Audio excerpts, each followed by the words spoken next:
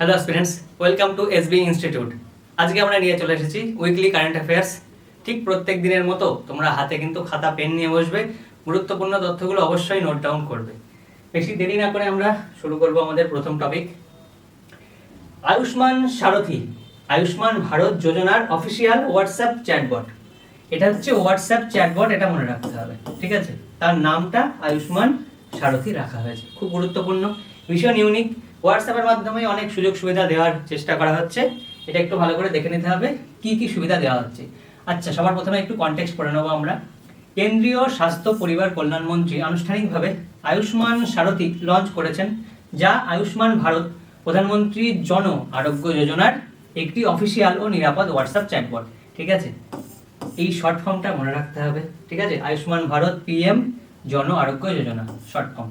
তার কারণ full form অনেক সময় জিজ্ঞেস করে, ঠিক আছে? এই শর্ট ফর্মটা দিয়ে দেবে পরীক্ষায়, বলবে এটার ফুল ফর্ম কি। তো একদম সিমিলার কাইন্ড চারটে অপশন দিয়ে দেবে, তার মধ্যে থেকে বেছে নিতে হবে। তো কনফিউশন তো ক্রিয়েট হবেই, যেহেতু সিমিলার দেবে, ওই জন্য একটু মুখস্থ করে নেওয়াই ভালো।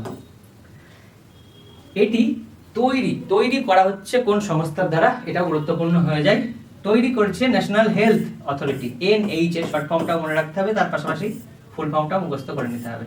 নেক্সট, কি কি সুবিধা দেওয়ার চেষ্টা করা হচ্ছে বা কি কি সুবিধা দেওয়া হবে। তাৎক্ষণিকভাবে স্কিমের যোগ্যতা যাচাই করা যাবে হোয়াটসঅ্যাপের মাধ্যমে, এই চ্যাটবটের মাধ্যমে। নতুন আয়ুষ্মান কার্ডের আবেদনও করা যাবে, ডিজিটাল কার্ড ডাউনলোড করা যাবে, আর প্রয়োজনীয় কেওয়াইসি অর্থাৎ কেওয়াইসি ভেরিফিকেশনটা অনলাইনে করা যাবে, যেটাকে বলা হচ্ছে কেওয়াইসি। তারপরে সুরক্ষার জন্য সরাসরি হোয়াটসঅ্যাপ থেকেই কার্ড লক করা যাবে আর আনলক করা যাবে। ওই কার্ডটাকে অনলাইনেই হোয়াটসঅ্যাপের মাধ্যমেই আনলক করা যাবে বা লক করা যাবে। আর এটা চালু করার জন্য কি করতে হবে, এই নাম্বারে হোয়াটসঅ্যাপ থেকে হাই লিখে সেন্ড করতে হবে। ভীষণ গুরুত্বপূর্ণ, এই নাম্বারটা লিখে নিতে পারো তোমরা, গুরুত্বপূর্ণ, কাজে আসবে।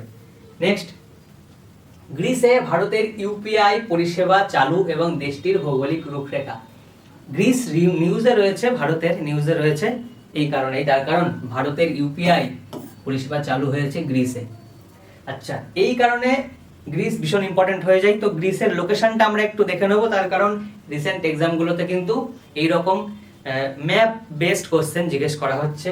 তো গ্রিসের লোকেশনটা জানবো, তার পাশাপাশি এর পাশে কোন সাগর বা মহাসাগর আছে, মহাসাগর তো নেই, কোন সাগর আছে সেগুলো আমরা জানবো, আর আশেপাশের দেশের নামগুলো একটু দেখে নেবো। প্রথমে কনটেক্সট পড়ে নেওয়া যাক। ভারতের কেন্দ্রীয় বাণিজ্য ও শিল্পমন্ত্রী একটি কৌশলগত ইউরো ব্যাংক এনআইপিএল, এই যে এটা হচ্ছে ইউরো ব্যাংক এনআইপিএল অংশীদারিত্বের মাধ্যমে গ্রিসে ভারতের ইউনিফাইড পেমেন্টস ইন্টারফেস, এটা হচ্ছে ইউপিআই এর ফুল ফর্ম। অবস্থান, গ্রিসের অবস্থান কোথায়? প্রথমত গ্রিস হচ্ছে ইউরোপের পার্ট, কিন্তু ইন্টারেস্টিং বিষয় হচ্ছে একদম ইউরোপের পূর্ব সাইডে পড়ছে, মানে এশিয়ার শেষ হচ্ছে আর ইউরোপের এই দিকে শুরু, এই পজিশনটা পড়ে, ঠিক আছে? আচ্ছা, তো ইউরোপ, এশিয়া ও আফ্রিকার কৌশলগত সংযোগস্থলে, ভীষণ গুরুত্বপূর্ণ, নিচেই কিন্তু আফ্রিকা মহাদেশ, এই সাইডটা ইউরোপ, এই সাইডে কি রয়েছে, পূর্বের সাইডে অবশ্যই এশিয়া, ঠিক আছে? তো ইউরোপ, এশিয়া, আফ্রিকার কৌশলগত সংযোগস্থলে অবস্থিত বলকান উপদ্বীপের দক্ষিণতম প্রান্তে। অ্যাকচুয়ালি এই অঞ্চলটাকে না বলকান অঞ্চল বলা হয়, ঠিক আছে? তো বলকান অঞ্চলের এই দক্ষিণ সাইডে অবস্থিত, এটা বলা হচ্ছে, এটা হচ্ছে গ্রিস। এটি পূর্বে এজিয়ান সাগর, এই যে এখানে লেখা রয়েছে এজিয়ান সি, পশ্চিমে এই যে দক্ষিণে রয়েছে ভূমধ্যসাগর মেডিটেরিয়ান সি, এটা আমরা জানি, পশ্চিমে আইনিয়ান সাগর, এই যে আইনিয়ান সি। তো পূর্বে কোন সাগর রয়েছে, পশ্চিমে কোন সাগর রয়েছে, জিজ্ঞেস করতেই পারে পরীক্ষায় যে গ্রিসের পূর্বে কোন সাগর রয়েছে, যেহেতু গ্রিস নিউজে রয়েছে, টপিকটা ভীষণ গুরুত্বপূর্ণ হয়ে যায় এই কারণে। তো গ্রিসের রাজধানী তো আমরা জানি এথেন্স, এটা ইজিলি মনে থাকবে। সর্বোচ্চ সিংহটা আমরা মনে রাখবো, কয়েকদিন আগে ভেনেজুয়েলাতে ভূমিকম্প হলো, এই জন্য ভেনেজুয়েলা নিউজে ছিল, তো সেখানে আমরা সর্বোচ্চ সিংহ, তারপরে জলপ্রপাত আমরা পড়েছি। তো এখানকারও সর্বোচ্চ সিংহ আমরা মুখস্থ করে নেবো, মাউন্ট অলিম্পাস। উচ্চতাটা মনে রাখতে পারলে খুব ভালো, তবে মিটারেই মনে রাখবে, 2917 মিটার। ওকে, নেক্সট, জেনারেল ধীরাজ শেঠ ভারতীয় সেনাবাহিনীর 31তম সেনা প্রধান। কততম? 31তম। সবার আগে তো এটা মুখস্থ করতে হবে যে ইনি কততম সেনা প্রধান, ঠিক আছে? কনটেক্সটটা পড়ে নেওয়া যাক। জেনারেল উপেন্দ্র দ্বিবেদীর অবসর গ্রহণের পর, অর্থাৎ উপেন্দ্র দ্বিবেদীজি কিন্তু এনার আগে ছিলেন সেনাপ্রধান। উপেন্দ্র দ্বিবেদীর অবসর গ্রহণের পর জেনারেল ধীরাজ শেঠ আনুষ্ঠানিকভাবে ভারতীয় সেনাবাহিনীর 31তম 31st chief of the army staff, short form এটা মনে রাখতে হবে, COAS এর ফুল ফর্ম জিজ্ঞেস করতে পারে, chief of the army staff হিসেবে দায়িত্ব গ্রহণ করলেন। অভিজ্ঞতা অর্থাৎ এই সেনাপ্রধানের পদে তিনি আনুষ্ঠানিকভাবে আর কি এই পদ গ্রহণ করার আগে তিনি কোন কোন দায়িত্ব পালন করেছেন বা ওনার এক্সপিরিয়েন্সটা, সেটা হচ্ছে সাউথ ওয়েস্টার্ন কমান্ড আর সাউদার্ন কমান্ডে তিনি নেতৃত্ব দিয়েছেন দক্ষতার সাথে, এবং সেনাবাহিনীর 49th vice chief of army staff তিনি হয়েছিলেন। তো গুরুত্বপূর্ণ তার ইতিহাসটা, অর্থাৎ তিনি কি কোন কোন আর কি পদে ছিলেন এক সময়, সেগুলো অনেক সময় জিজ্ঞেস করে, ঠিক আছে, তো একটু জেনে নেওয়া ভালো। ঐতিহাসিক বিবর্তন কিসের? এই পদের, COAS এই পদের, chief of the army staff এই পদের ঐতিহাসিক বিবর্তন। অ্যাকচুয়ালি ব্রিটিশ আমলে নামটা অন্য ছিল, এই জন্য একটু গুরুত্বপূর্ণ হয়ে যায়। ব্রিটিশ আমলে কি নাম ছিল? Commander in chief. Commander in chief এই পদের নাম পরিবর্তন হয়ে হচ্ছে chief of the army staff. কত সালে? সালটা গুরুত্বপূর্ণ, 1955 সালে, ঠিক আছে। আচ্ছা, প্রথম COAS অর্থাৎ chief of the army staff 1955 পরে, 1955 পরে তিনি হচ্ছেন জেনারেল মহারাজ শ্রী রাজেন্দ্র সিংজি জাদেজা। ইন্টারেস্টিং বিষয় হচ্ছে এই 1955 আগে কমান্ডার ইন চিফ এই পদটা ছিল, তো ইনি কিন্তু কমান্ডার ইন চিফ সেই সময় ছিলেন। 1955-তে যেই নাম পরিবর্তন করা হচ্ছে, ইনি আবার প্রথম chief of the army staff হয়ে যাচ্ছেন। তো ইন্টারেস্টিং বিষয় হচ্ছে এটা, ঠিক আছে। নেক্সট, আকাশবাণীর 90 বছর পূর্তি এবং সোয়ার প্রেরণা ভিত্তিকার উদ্বোধন। তো সবার আগে কনটেক্সট আমরা পড়ে নিই। ভারতে রেডিও সম্প্রচারের শতবর্ষ, তার কারণ 2027 সালে এটা শুরু হয়েছিল 1927-এ। আকাশবাণীর 90 বছর পূর্তি হচ্ছে। উদযাপনের অংশ হিসেবে প্রসার ভারতীর অধীনে থাকা আকাশবাণী অল ইন্ডিয়া রেডিও আনুষ্ঠানিকভাবে সোয়ার প্রেরণা ভিত্তিকা উদ্বোধন করেছে। প্রতিষ্ঠা বর্ষ এআরএর অর্থাৎ অল ইন্ডিয়া রেডিওর প্রতিষ্ঠা বর্ষ হচ্ছে 1936, ঠিক আছে। আকাশবাণী 1956 সালে জাতীয় সম্প্রচার সংস্থার অন এয়ার নাম হিসেবে অফিসিয়ালি এই আকাশবাণী নামটা দেওয়া হচ্ছে। বোঝা গেল? কত সালে নাম দেওয়া হচ্ছে আকাশবাণী? 1956 সাল।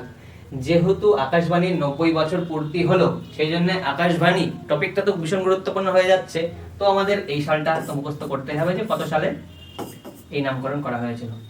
নভেম্বর 1997, এই সালটা ভীষণ গুরুত্বপূর্ণ, কারণ প্রসার ভারতী আইনের মাধ্যমে সরাসরি মন্ত্রকের নিয়ন্ত্রণ থেকে মুক্ত হয়ে একটি অটোনোমাস পাবলিক সার্ভিস কর্পোরেশন হিসেবে রূপান্তরিত হচ্ছে, বা মানে একটা ফান্ডামেন্টাল একটা পরিবর্তন হচ্ছে। তো অটোনোমাস পাবলিক সার্ভিস কর্পোরেশন কত সালে হচ্ছে, এই জন্য সালটা গুরুত্বপূর্ণ হয়ে যায়। নেক্সট, ভারতের প্রথম বেসরকারি অরবিটাল রকেট বিক্রম-1 এবং মিশন আগমন। কনটেক্সটটা পড়ে নেওয়া যাক। আচ্ছা, প্রথমত এই নামটা খুব ভালো করে তোমরা লিখে নেবে, তার কারণ এই বিক্রম-1 হচ্ছে ভারতের প্রথম বেসরকারি উদ্যোগে তৈরি করা একটা অরবিটাল রকেট।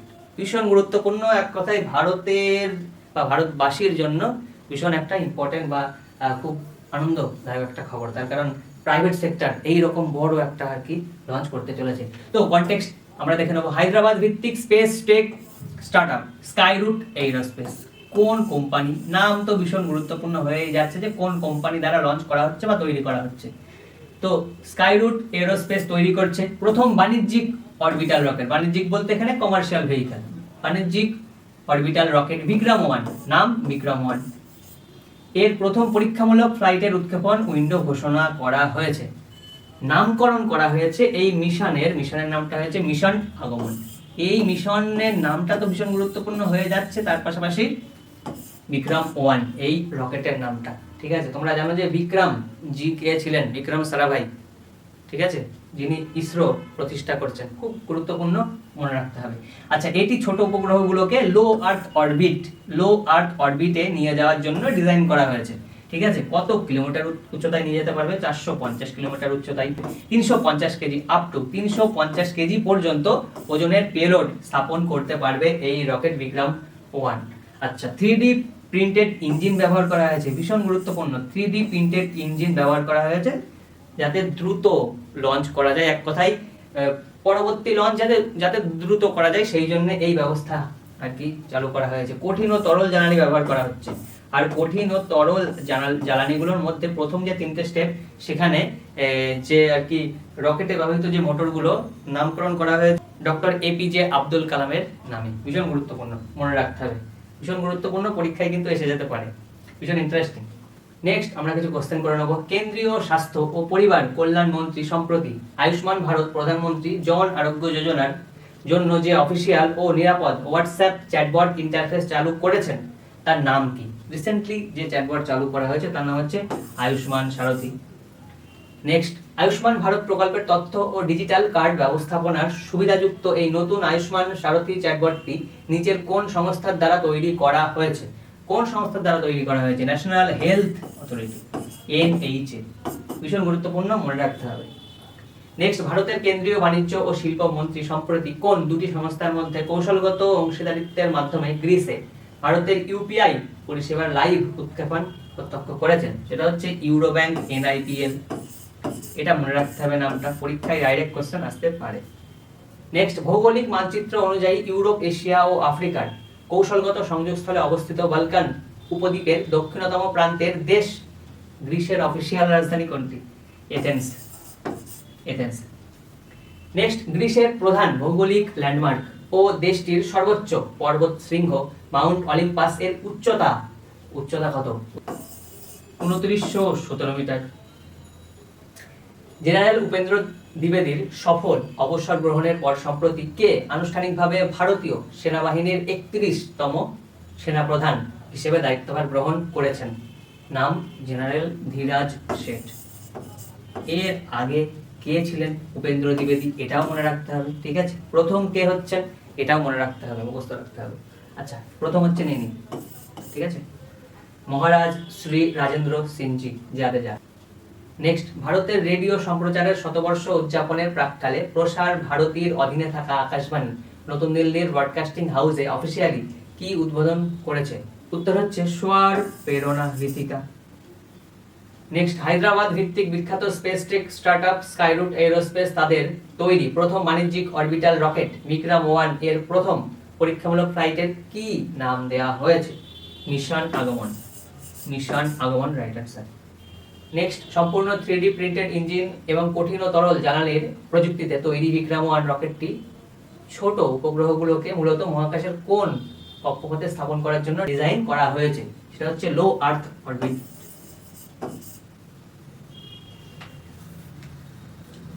তো আজকের ক্লাস এই পর্যন্তই। আশা করি তোমরা প্রত্যেকটা গুরুত্বপূর্ণ পয়েন্ট নোট ডাউন করে নিয়েছো এবং শেষের কোশ্চেনগুলো আনসার করার চেষ্টা করেছো। এই রকমই ক্লাস পেতে তোমরা SB ইনস্টিটিউটের এই ইউটিউব চ্যানেলটাকে সাবস্ক্রাইব করবে। তো আজকের ক্লাস এই পর্যন্তই। Thank you.